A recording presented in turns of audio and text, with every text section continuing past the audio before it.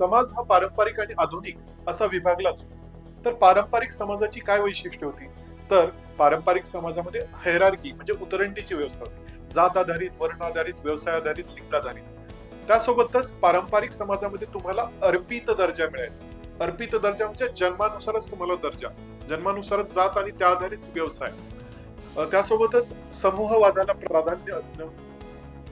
अर्थव्यवस्था ही शेती आधारित आणि अवजार आधारित अशी सोपी अर्थव्यवस्था होती. पारंपरिक समाजामध्ये स्त्रियांना किमान संधी म्हणजे कमीत कमी संधी मिळायची. त्यानंतर पारंपरिक समाजामध्ये शिक्षणाच्या ज्या पद्धती होत्या त्या पारंपरिक होत्या, गुरुकुल पद्धती वगैरे आपल्याला माहित असेल. पारंपरिक समाजामध्ये धार्मिक बाबींना जास्त प्राधान्य दिले जात होतं, धर्माचा पगडा अधिक होता.